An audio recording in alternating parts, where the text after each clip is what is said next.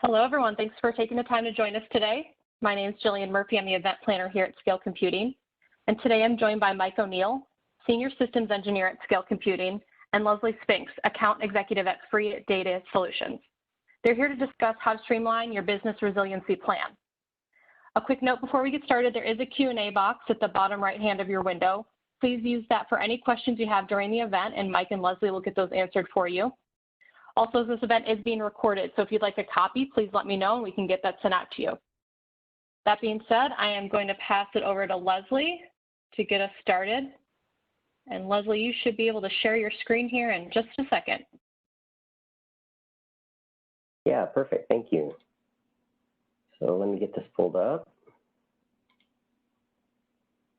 Can you guys see that okay? Looks good. Awesome. So yeah, that's me. Funny enough, that picture is actually at Disneyland. You can't see the crowd behind me, but there is one, I promise. Yeah, thanks for joining us today. Wanted to, introduce myself, introduce Freeit a little bit to you guys. I promise I won't kill you with a bunch of slides here. I actually only have, 5 or 6 to go through, and I'll be pretty quick so we can get to the technology. Like Jillian said, my name is Leslie Spinks. I'm the account executive for Freeit Data Solutions. I've been with the company for a little over 8 years now, seen a lot of changes during that time as the industry has evolved. Solutions have come to market that are software defined, hyper-converged, somewhat of what you'll see today. So in general, just to tell you a little bit more about the company, there's the crew there. We are Austin-based, so headquartered in Austin. The company was incorporated in 2010 on the idea of selling data storage to the public sector. So that's kind of how we started. The company's evolved as the industry has evolved over the years. We've not only expanded our portfolio, but we've also expanded our areas of practice. And so a lot of those cover, they're there on the left, but it's really everything data center related. And that's, security, top of rack switching, compute storage, backup, disaster recovery, and even hybrid cloud. We also have a great team of engineers that will do,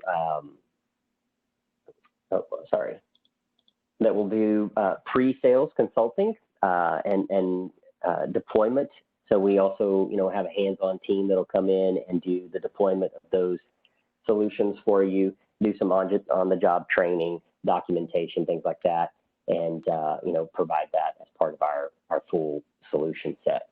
So this is really a slide about our core values, and it really speaks to how the company operates in general. And I can attest to, we are definitely 100% customer focused, and that shows up in every one of the conversations we have with current and future customers, right? So we take a very consultative approach to every customer, trying to get a good understanding of their problems, their projects, their strategy, understand what kind of technologies they're leveraging currently, and get a good idea of where they want to go now and in the future. And so a lot of that it shows up in this personal and professional growth. So a lot of our engineers are obviously tasked with going out and understanding what technologies are in the marketplace so that we can better serve customers, but getting, knowledgeable, certified, things like that. But we also put a lot of attention, because we are people, right, on the personal aspect of it. So we like to develop those long-term relationships with our customers, and it's important to understand we deal with people and not organizations. So, that definitely is a focus of ours. That also shows up in the community aspect, right? So we're very involved with our community, and I think we may have a slide here in a second that talks a little bit further, but, giving back to the communities in which we're working in. We do a lot of business with city and county organizations, and, it's important to understand, what's going on in those communities and giving back as much as we possibly can, being good stewards, in the communities that we're working in.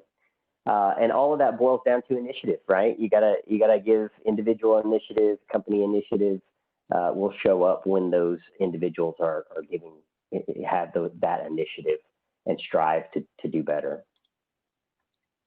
Here's a little bit more about what we offer. Like I said, it's really focused on data center.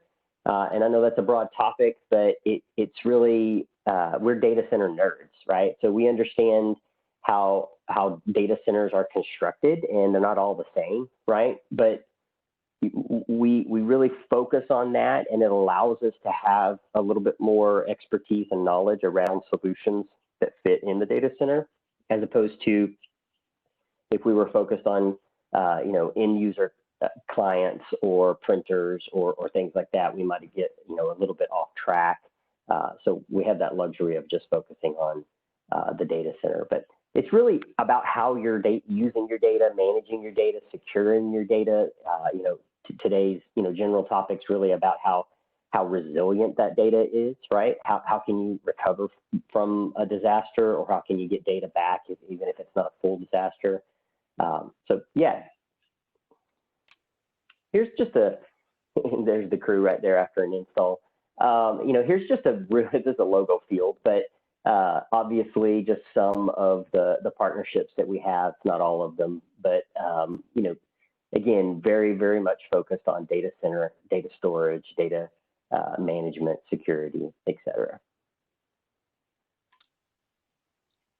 Here's a list of a couple of the customers.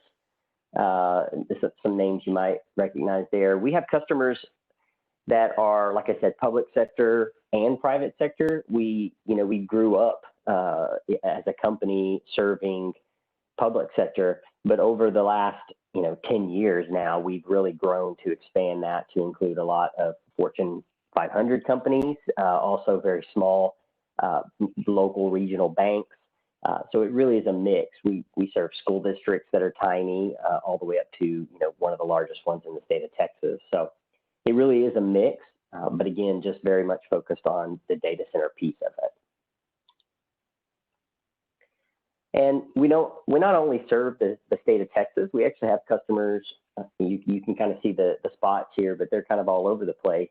And this, fortunate for us, we have great customers who like working with us and say nice things about us. So a lot of these relationships have come from referrals, and again, developing relationships with those customers, even though they're located sometimes thousands of miles away. We've been able to service them and develop those relationships further. Here's a little slide about the community work we do. Just a couple of things real quick. We do the Chewy's Parade in Austin, which is always fun. You can see the float there. Most recently, because of the pandemic, we did an Urban Roots thing. This was a while back. I think it was January maybe. But going out and doing some work there. So as a group, we generally try to get involved in those communities and try to give back as much as we can. And I think that's it. So with that, Jillian, I don't know if you want to turn it over to Robbie. Let him kind of go. Thanks for joining. Great, Mike, you should have the ball now. I am grabbing it. Thank you, Jillian, and thank you, Leslie. Pleasure to be here, and thank you for joining us on this as well and being a valued partner and helping getting the word about Scale and the stuff out to some customers. So what we're going to talk about today is business resilience. What does that mean in our world today? Of course, our world today is many different things in comparison to what it was in previous times, right? Things have changed quite a bit over the last 8 months, give or take. By the way, my name is Mike O'Neill. That is a picture of me down there at the bottom. I am a senior systems engineer and also a former Scale customer.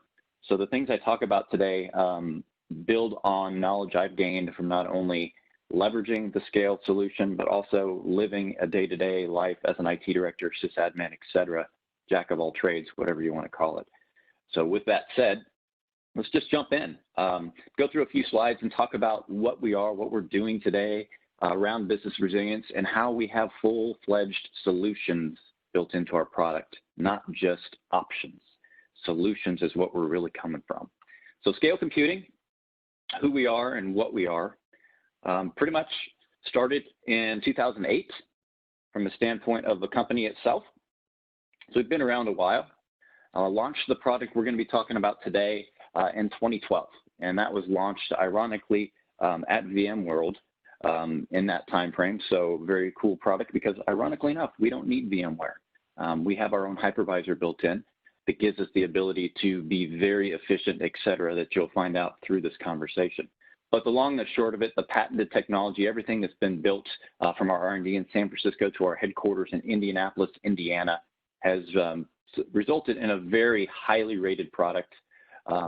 Hundreds of case reviews out there in the world, which you can see here again, between some of the multiple review sites that are out there you're familiar with. Some you may not be, but some you are. You just Google search it, you're going to find some great options. And customer success is what we're built on.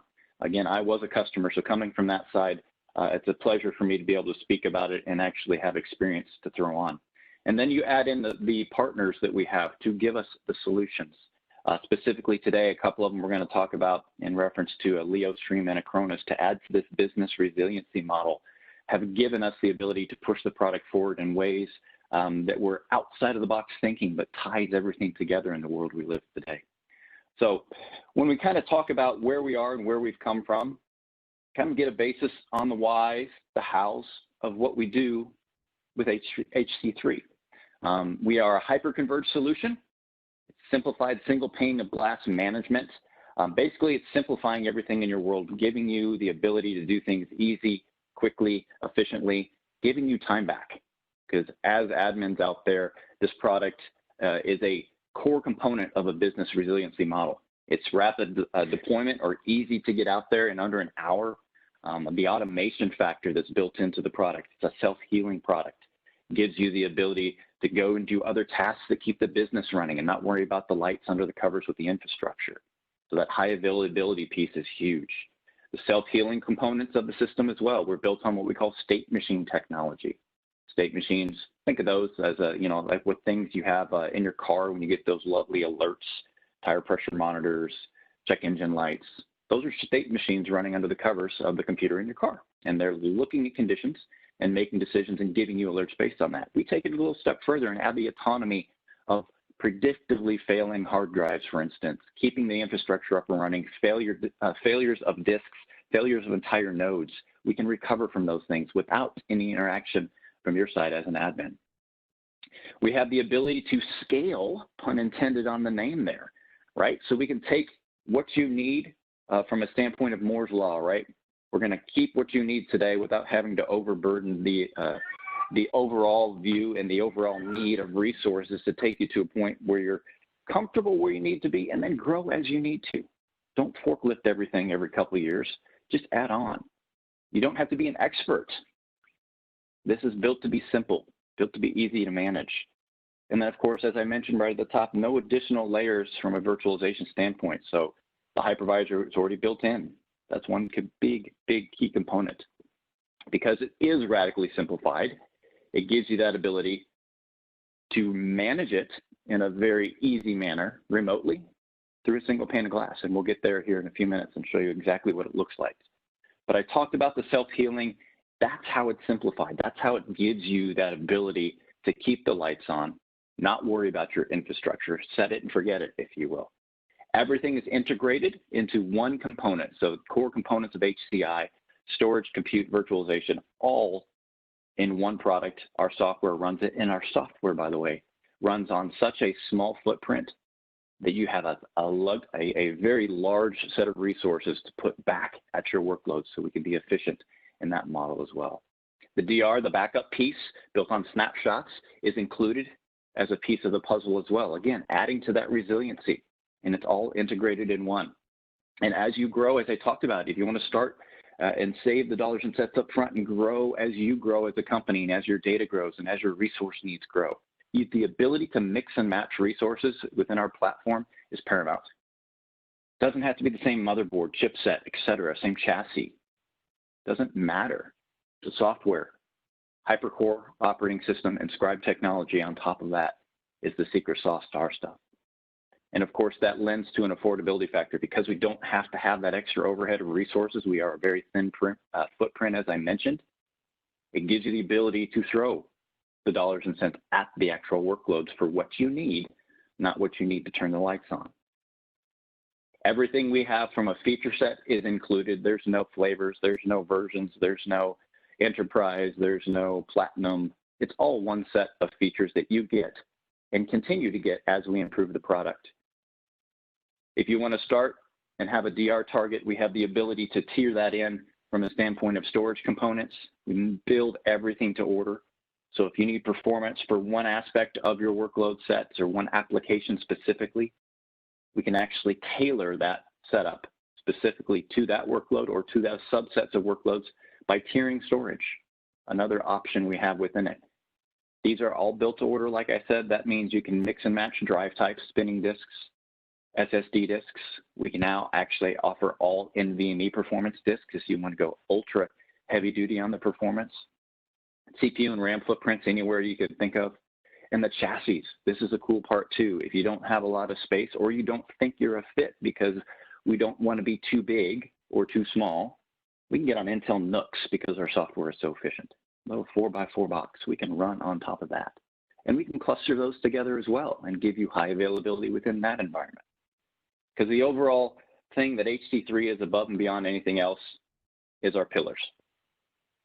I talked about them a little bit in concepts here through the conversation, but literally these pillars are what has brought scale to the forefront of a hyper-converged environment that is easy to manage because of its simplicity, high availability, scalability, and the affordability. All those pieces of the puzzle, along with the components that I hinted at earlier with some of our strategic partners, specifically Acronis and Leostream in this conversation, give us the business resiliency model to build on and grow and help you protect and grow your environments. Because when you look at the way 2020 has shaped up specifically, business resiliency, all those thought processes got turned on their head. Quote out there, as you can see from this slide, CIOs have moved into emergency cost optimization, which means investments will be minimized and prioritized. We're seeing that. Decisions have to be made on where the money needs to be spent. Continues on operations that keep the business running, which will be the top priority for most of the organizations through 2020 and probably into 2021, because now we're in budgeting season for a lot of companies. They're starting to make those strategic decisions, but they're making those decisions based on what they've learned through this lovely COVID time that we live in today. What is business resilience from a definition? I won't read it to you, but you get the idea of it. It's how you adapt. What do you do to mitigate? What are the effects of the disruptions and how do you react to them? There's traditional methodologies, there's non-traditional methodologies, there's different flavors of everything under the sun out there, but it comes down to protecting in some sort of secure manner between not just the file level stuff, but your network security, the cybersecurity side of the world, your ransomwares, your malwares, those things that come in, because now when we add in the components that we live in today, the work from home or work from anywhere solutions that we're bringing to the table with VPNs and other outside forces, those are more important than ever to keep everything running and to keep those workers safely remotely accessing enterprise or corporate level data. So we have to react, we have to reinvent, we have to rebuild. How do we do that? Well, as we saw at the beginning of the year, the first thing people said is, well, we got to get laptops. We became the toilet paper of the IT industry. Laptops became hard to find, hard to get, but everybody needed them in a moment's notice, right? They went to work, maybe end of the week on a Friday, and the next thing you know, they couldn't go to work. They were told, you got to work from home. We're going to send you something. So now they need laptops. They need VPN clients. Everything changed in a matter of seconds. How did they react? Well, some of them were prepared. Some of them had the solutions in place. Some of them had the VDI systems in place. Their data security was in a great place. They had the firewalls, all of the cybersecurity extensions. Questions, have they tested it? Well, they put it into a test right away. gave them the ability to move on because the pieces of the business resiliency model, we've spoke about a few of them already because we have all of those in one solution to offer. High availability, disaster recovery, that's built into the HC3 platform. Working from anywhere. When we layer in LeoStream, we can do that through an HTML5 interface by opening a single 443 port on a firewall. Take those VPNs out of the play, out of question. Cybersecurity. Now we layer in the backup product called Acronis. We have partnered with Acronis and have that agentless platform available, but also we have an agent-based piece of the puzzle that brings active protection against the cyber threats out there. I'll quickly show you a little video that how that works here in a couple seconds too. Backup in general, of course, it's built in there. We have that and the scalability. All pieces of the puzzle that bring this whole business resiliency model to life. And everything you have in your business from a standpoint of server architecture, server workloads, I should say, other apps, other potential appliances, well, guess what? We can run them all. Anything x86 based, put it on top of us, it'll run, no problem. For those that have business resiliency plans in place or think they have one in place, I'm not saying it's good or bad, the questions really come into play, okay, I have one. Take off that little pamphlet or take that little booklet you created 3 years ago out of the drawer and test it. When's the last time you tested it?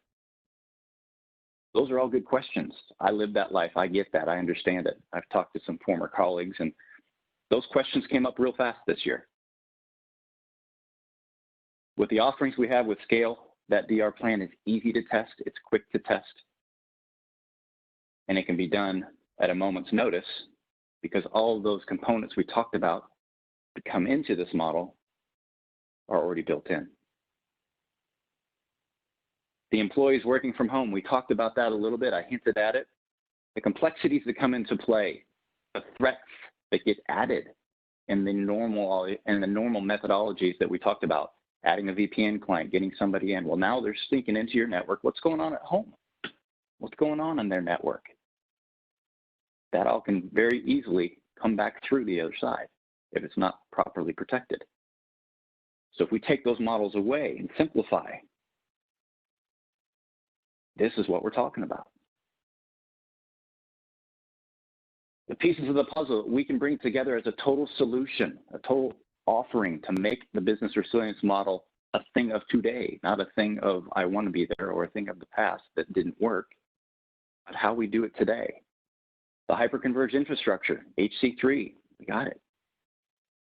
A VDI platform, one of the original VDI orchestration platforms, LeoStream, we have it, layered directly in on top of HC3, giving you that access quickly, easily, HTML5, SSL,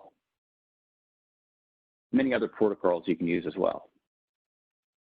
The ransomware protection piece tied in with Acronis, not only the active protection, but also the ability to roll back from that threat that may occur because it is actively monitoring and giving you that ability. And then snapshots, replication, DR to a site that you have or to the cloud. We have those pieces of the puzzle built in as well. Here's the model of how it works. HC3 platform at home on site 1, your data center. If you have another site, could be a single node, could be another cluster like you see in this diagram here. You could also set up a local NAS to accept exports of the VMs to protect them locally, or another single box as a DR target for those as well, or you pop it up to the cloud. All of them offer the same functionality. All of this is done without agents, within that single pane of glass, all licensed up front, nothing additional. The backups can be done from an entire VM standpoint, bring that entire VM back from a certain point in time because the schedules are built in as a piece of the puzzle as well. Or dig down to the virtual disk within the virtual machine and bring up file level recovery. It's very flexible in that respect because those schedules are your determination. There's no limitation to the number of snapshots we can take. Thousands upon thousands of snapshots of each virtual disk within each virtual machine. Your only limitation is the amount of storage that we put into the configuration. The cloud piece is very interesting, kind of DR as a service, if you will. Google, they run on the same hypervisor we do, KVM. A lot of the same methodologies from a self-healing perspective within their environment as well. So it was a natural fit.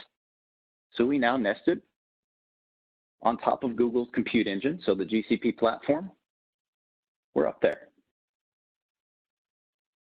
Cool piece about that, we added a very cool component to make this even more seamless for those that want to leverage the cloud from a networking perspective.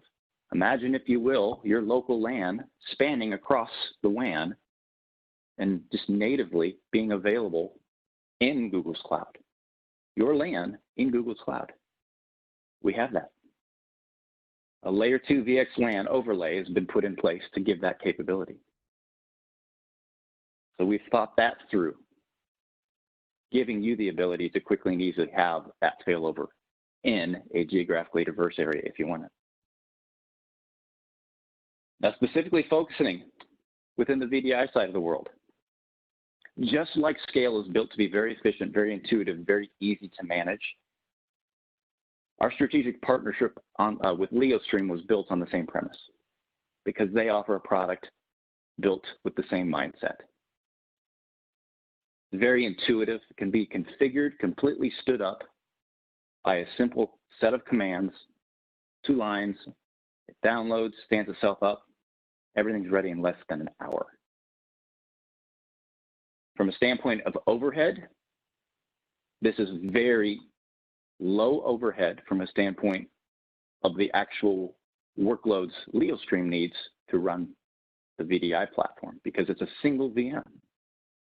Add in the gateway for remote access, then it's 2 VMs, but very low overhead in that respect. From a cost perspective, if you're layered on top of Scale, we're already efficient and affordable in that cost perspective. Putting LeoStream in because it's tied into our API directly integrated, those costs in comparison to the other players out there, anywhere from 50 to 70% less. Giving you the ability to process almost any protocol from a display standpoint or a connectivity standpoint. Like I said, HTML5, RDP, VNC, PCOIP, sorry. Just like all the products, but at a fraction of the cost. These again were the problems getting people to work from home, or really today it's working from anywhere. People are working in parking lots. People are working outside in their backyards. But how quickly can we get things out to users? How quickly can we provision things? Getting that VPN set up, putting that hole through the corporate firewall to allow that VPN in. All those things add to those, I'll say, inefficiencies of the business resiliency plan that we're talking about. So if we strip all those out and we simplify it, this is a big slide. It's got a lot of stuff on it. But the LeoStream piece, as I said, stands itself up. Very easy to create that VDI environment. So easy, it's done in about an hour. It's fully scripted, and it does everything on its own for you. We can dig in on this in another conversation if this is of interest specifically to the LeoStream piece. But this huge piece for business resiliency, because you give remote workers work from anywhere, give them those abilities. And I think we've all learned in this time, having that ability, being able to recover and get moving quickly adds to efficiency, because now they don't have to spend 2 hours on the road. Now they spend 2 minutes getting to their coffee maker and then going to their office. This provides them that efficiency. It provides the work from home capabilities or work from anywhere capabilities to anyone through a simple web browser. We all know ransomware is a piece of the puzzle that everybody is aware of. It happens a lot. It happens even more now that we have this new work from home, work from anywhere scenario, because very simply, those VPNs, those tie-ins from external sources, from home networks, from McDonald's, from Starbucks, the places people get their connectivity has jumped dramatically. And those systems at home are uncontrolled, in most cases, unmonitored.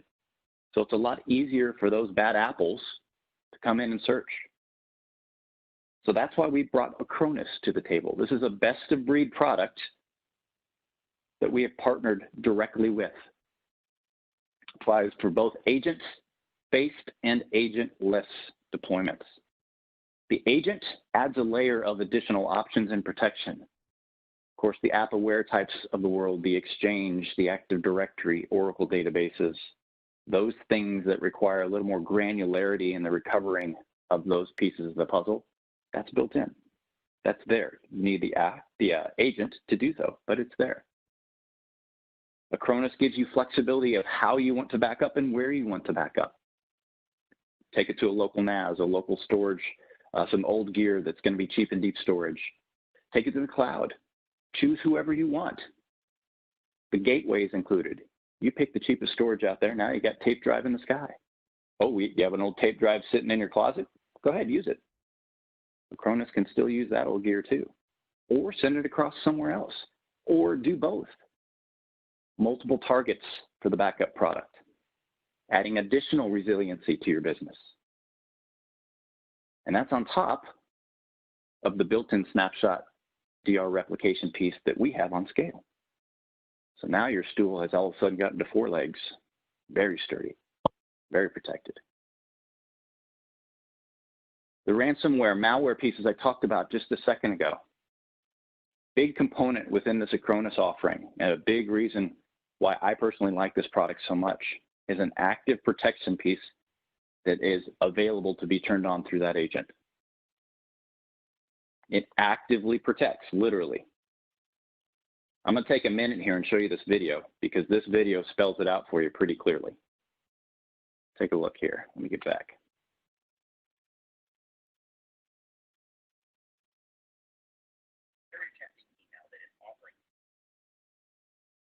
This is a live ransomware attack.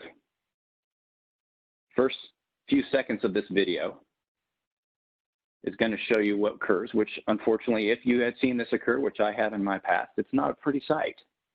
End user gets that email, the crypto locker, they see something cool and uh-oh, bad things happen. Now we got to go through and get some Bitcoin out the door to fix it. Or search through your backup files, of course, and get back to where you need to be. With active protection in the Acronis offering, you flip that switch on, run through the same scenario, watch what happens here. Users doing the same thing, see something they like, says, cool, let's take a look at this stuff. Red flag. But guess what? This time, with active protection turned on, the system catches it. There's a caching mechanism built in that allows us to roll those things back.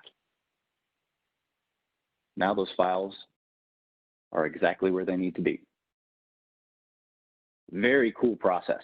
And I show that just because I can talk to the 10th degree about it, but it's a very powerful, quick little video that shows what happens there. So the business resiliency is further improved by adding Acronis. And again, on top of HC3, along with VDI, it's already built in. It's a piece of our total solution for business resiliency. Overall, for HC3, what's it give us the ability to do? Well, we can go from any size we need to for any deployment we need to. Start tiny, get big. Grow as you need to. I talked about the self-healing components. Everything out of the box comes ready to go. The software is preloaded. The storage is already available and ready. You don't have to carve out any LUNs, create storage pools, etc. No additional hypervisor or third-party software needed. It's all built in. One of the best bullet points I have on here is that middle one, 24/7, 365 scale support, based in Indianapolis, Indiana. 20+ years of IT experience on my end. And one of the key components that allowed me to come to this size and experience it even more in person, I had a spectacular best-of-breed experience with Scale and their support when I was a customer. It blew my mind as an IT administrator, and that's not easy to do in the world of IT support. Net Promoter Scores out there prove that, upwards of 90s, always been there, will continue to be. Add in the integrations to the cloud, add in the VDI, our native, I'll call it poor man's backup, and show you how that works here in a second from a standpoint of our Snapshot technology, along with Acronis. Your business resiliency is taken to the max, and it's all under one umbrella. These pieces of the puzzle add up, give you that peace of mind that your business is taken care of, and you can test it very quickly, very efficiently whenever you need to. There's no experience needed from a standpoint, or expertise, I should say, needed from a training perspective to use this product. Prove that here in a second as well. Very quick, very easy. Help desk level employees can handle this stuff. Point and click, single pane of glass opportunities. Don't have to take my word for that side of it. We talked about this a little bit earlier. Go search it out. Highly rated. Every firm, every platform you go and find. Of course, there's other ways to do that too. We have some pretty logos. You see the golden arches there. It's a pretty impressive one. You guys know that one, I'm sure. But all that to say, Scale Computing can be a platform, a total solution, leveraging strategic partnerships with Acronis and LeoStream on top of HC3. When we talk about HC3, we're talking about this. So now we can kind of get into the meat and potatoes, everything I talked about. What's it look like? What's it feel like? HTML5 interface here. You get the boxes, you untape them, you put them in a rack, cable them up, power them up. 2 commands, IP address command, build a cluster command. In less than 1 hour, you have this. Of course, it would not be running with multiple workloads at this point, but from a clean slate standpoint, you're ready to spin up your workloads. Those workloads could be existing on other platforms, migrate them in. We have an import utility that allows us to convert and import. Downtime is going to be associated there, but if you don't want to wait, we also have a software option that we license third party. It's called HC3 Move. It's a Carbonite product. It synchronizes data on both ends of the spectrum through an intermediary. When that data is in sync, you have a cutover or a failover, if you will. Now you just have a power off, power on. So no large chunks of downtime if you want to handle it that way. Or you start from scratch and you migrate data. Starting from scratch is easy, because when we look at this interface, it's going to tell us what's going on and how quickly and easily I can get something spun up with just a couple clicks. So to demonstrate that, let's talk about this for a second. Across the top, we're looking at a set of 3 nodes, 1, 2, and 3. Each has their own IP address, and that's important because guess what? The software is loaded on each node. Such a small footprint that we can load it on all to keep everything up and running in the event of a catastrophic failure, aka a node loss. If that were to occur, these gauges being green is a very good indicator that we're in good graces. Green is good. The color coding is an indication of the HA model that we apply, which is an N+1 redundancy. We are applying that as such to be able to absorb a full node failure. So for instance, this node, just to give you an idea of the guts of it, what's inside, this is a 1U chassis that has 4 disk drives. You heard me talk about the tiering, the mixed storage, if you will. Spinning disk and SSD disk. You can see the eye chart here, a little bit of both. We can stitch those together and present them for performance, or let the system decide on that performance based on how the blocks of data are being written. Because the hypercore operating system, the storage platform, is a block engine called Scribe. That gives us a lot of flexibility and a lot of efficiency to get things written. We wide stripe and mirror it, so it's very simple, similar to a RAID 10 from an overhead perspective on the storage. But we're always writing to different disks on different chassis to allow data to be protected and allow data to be highly available. Now, when we look at these gauges across the top, we're looking at raw perspectives on the core count, the RAM footprint, and the storage. As I said, there's no carving out of LUNs, creating of the storage platforms. All you have to do is look at it. Grab what you want. Within a VM setup, we create a virtual disk of a certain size by just telling it how much we need. This is just giving us an idea of what we're doing with it. This doesn't manage anything. It gives us the details we want to see how everything is looking. You'll notice down here as well, here's a snapshot perspective I talked about. We have snapshots built in, or we can take them and store them on the same platform, or we are able to replicate those off to another set of scale gear. We do it efficiently because dedupe and compression is a piece of that puzzle as well. The post-process dedupe and compression that basically allows us to put pointers down within the blocks at the metadata level and actually say, here's where the stuff lives. Let's not go ahead and create 16 copies of something that doesn't need to be there. We already mirror in wide stripes, so we have 2 pieces at all time. Let's leverage that, and we do. This third tab gives you the ability to see how you're doing in the world of storage to give you that planning perspective. We talked about using Moore's Law to your benefit here.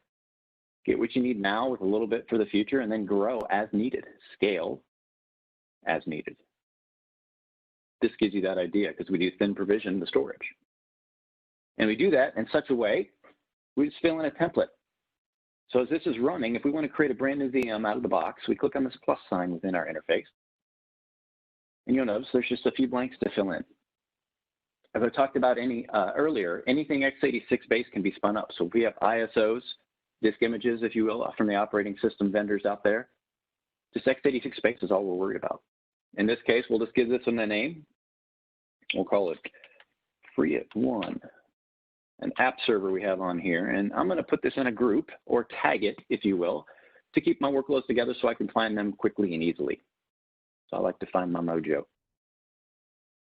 Operating system and drivers, that's just tuned to what we're building it so the virtualized side of the world goes efficiently. If it's not Windows, we say it's not. From here, we're just going to put resources from a CPU perspective, a RAM perspective, and then storage. This is the fun part. Like I said, we just tell it how much we need. 100 gigs for the OS, that sounds good to me. Let's put another 500 gigs in here. And then let's take it a step further and add one more, we'll say cheap and deep set on the same box, just to give you an idea, 2 terabytes, and I'll show you how we leverage the storage from a standpoint of tiering. Last piece of the puzzle, what are we booting from? What's the ISO going to be? Well, we can load those in here. We have a media repository. That media repository will store these for when you need them by simply dragging and dropping, and then they're here. So I'll put 2019, I'll hit create. What you'll see in a matter of seconds is everything spins up, gets put into, I'll call it a template at this point. What you'll see is this post-it note looking thing, this VM card. It's going to put that in place. It's not going to turn it on yet, but it's going to allow me to tweak it if I want to. So all those resources get stitched together through the back plane, or through the back side of it. All the storage, by the way, is stitched together via a backplane. And that backplane, from a networking perspective, can be in a 1 gig, 10 gig base T, 10 gig SFP+, or even with the NVMe I hinted at earlier, a 25 gig backbone if you need to go that level. But I can tweak these very easily, giving different names, changing the description, adding tags, or say, you know what, I only needed 2 cores and 8 gigs RAM. Didn't need as many resources as I thought. Hit update. Go take a look at the devices here by clicking on the little gear on the left, and you'll see the hard drives, virtual disks, if you will, that are living in this OS are going to be 100 gigs, 500 gigs, and 2 terabytes.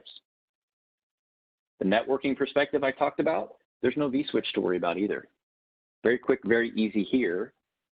If you want to tag a VLAN, you just type it in. You're going to trunk it in from your core switches to the LAN ports on the back of our gear. All that being said, powering up is very easy by clicking a single button. State machine technology works its magic from here, stitches everything together. It even places it for you. So it's tuning itself to give you the best performance at the time you spin up that workload. So load balancing. It's already up and running. You didn't even see where it went. Let me click on these arrows down here below, which, by the way, these arrows are pretty cool. That's our move functionality. We have live migration as a piece of the puzzle. Put it right in the middle, right there, number 2, Freeit 1. We're up and running. I'll prove it. Click the console button. When I click that console button, what you'll see here is the lovely, spectacular world of Windows booting up for the very first time.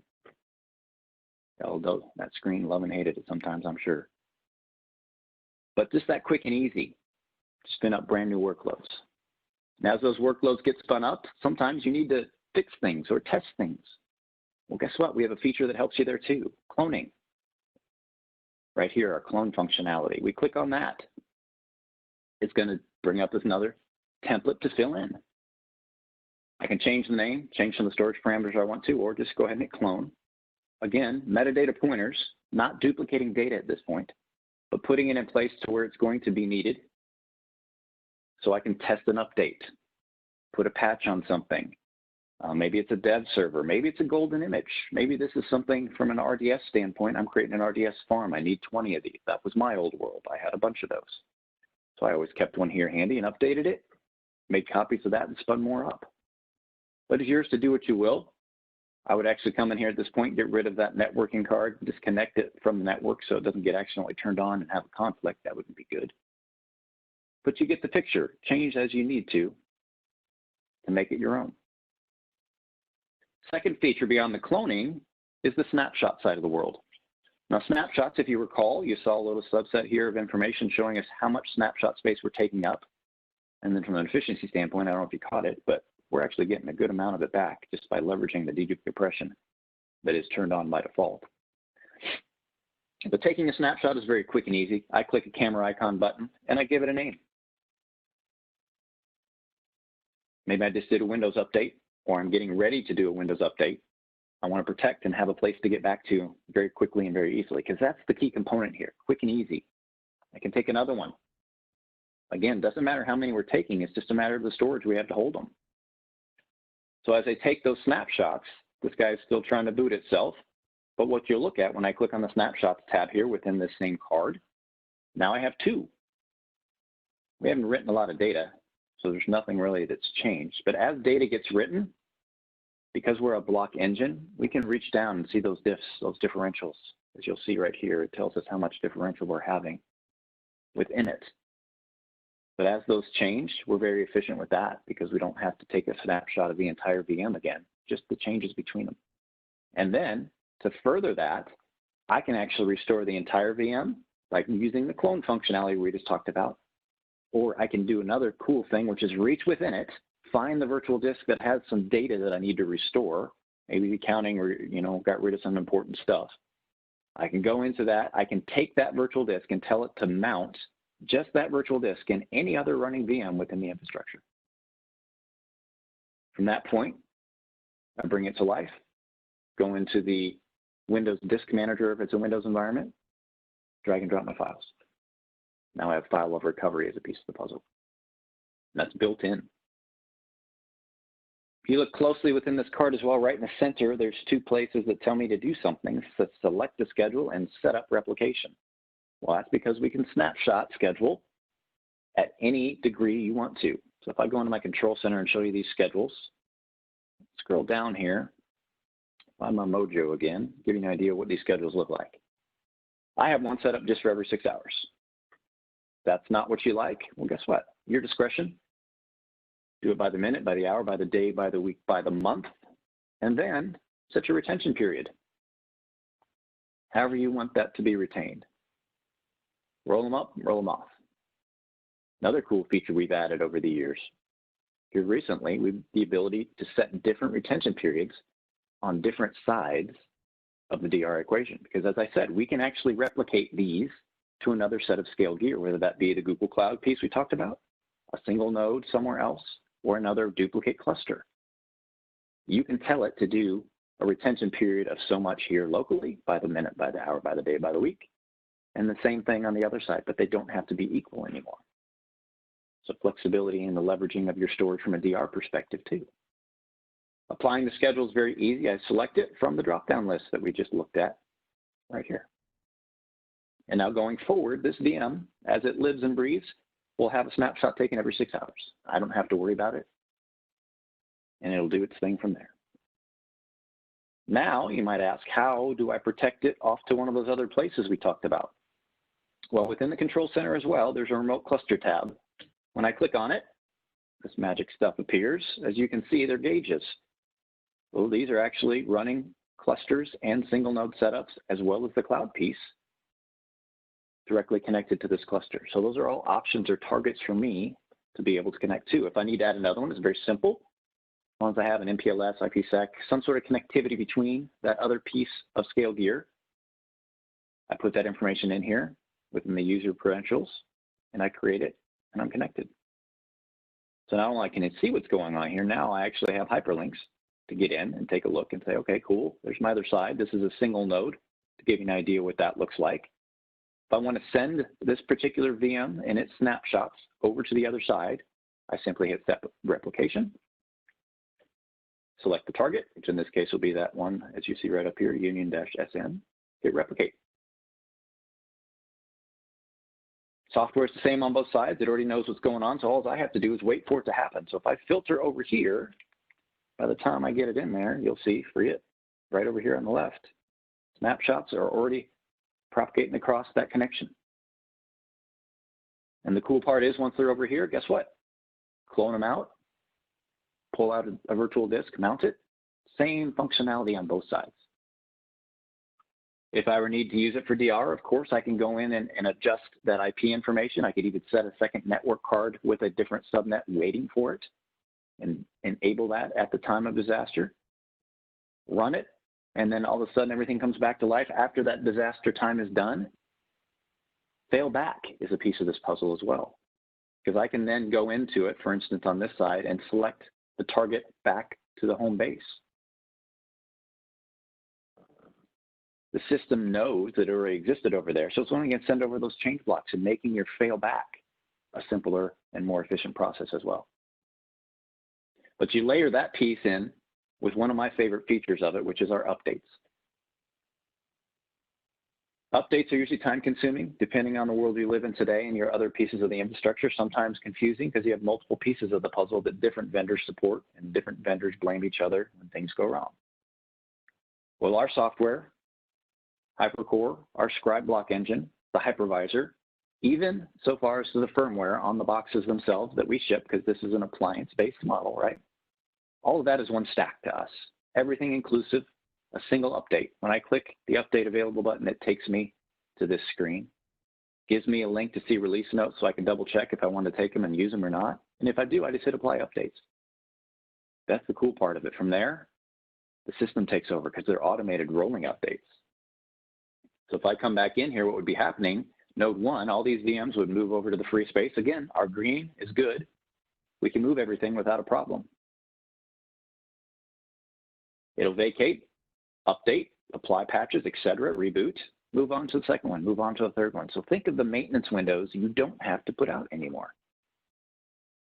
Can't help you with the Windows side. Of course, the OS updates are the OS updates. I don't have that magic button. But the system takes care of itself. Not only does it take care of itself here, but you layer in the Acronis piece that I talked about, just to show you that we're really here, we're not Memorex. This particular interface has a cool feature in it now with version 15 that gives me the ability to scroll through and add a device directly in the Scale Computing HC3 platform. That's the agentless version. You apply the agent, turn on that active protection I talked about. Now you add the malware piece to it. Multiple targets, however you want. Single pane of glass here as well, just like us. The other piece of the puzzle, get over to it. That one right there, VDI. What if you had it just as easy where you could click on connect, end users at home, logged in through a public URL. Next thing you know, Jed's a millionaire, hit connect. Sign myself back in. We have a Windows desktop coming in through an HTML5 interface. Nothing else you have to do except poke port 443 through your firewall, and your user's working from home within a web browser. Windows within HTML5, just like that. No VPN, no additional security methodologies to poke through. It's all right there for that end user. Most people have an HTML5 capable device at home. Heck, they can use their kid's Chromebook. But this piece of the puzzle, along with the Acronis, the inherent built-in capabilities of HC3 itself, business resiliency in a box, if you will, a full solution presented from Scale Computing, facilitated by strong partners like Freeit. Like how I turned that back here. Good stuff. So with that, how about we look and see if there's any questions out there?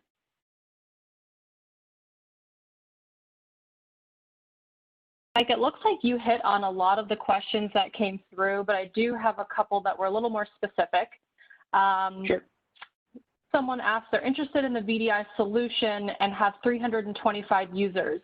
Would this be a good solution for them? And do they have the ability to check with any reference customers in a similar scenario? Certainly on all accounts. I can't speak directly to if it's a good fit for that use case. We can have discussions to get there, but my guess is yes, it is, because we have a perpetual licensing model with that LeoStream piece.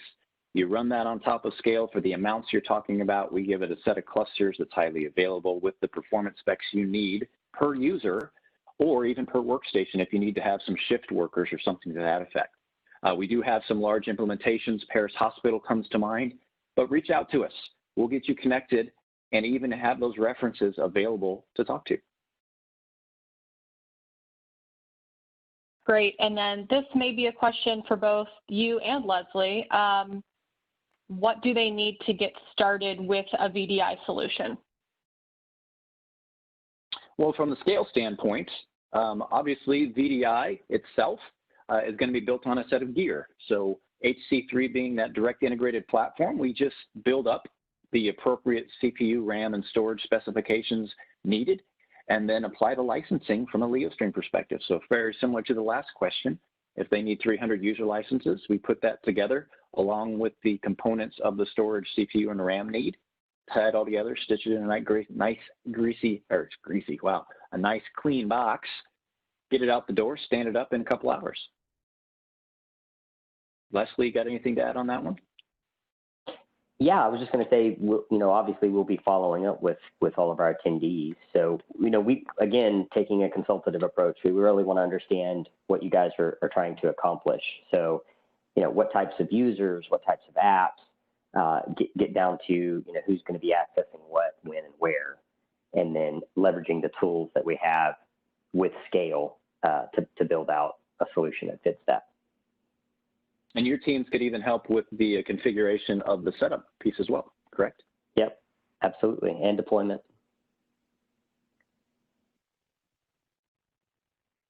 Great, well, I think we are just about at the hour, and that was all of the questions that we had. So Mike, thank you so much. Leslie, we really appreciate you being here with Freeit, and Leslie's team will be following up with everybody who's on. Everybody have a great afternoon. Thanks so much. Thank you. Thanks, everybody.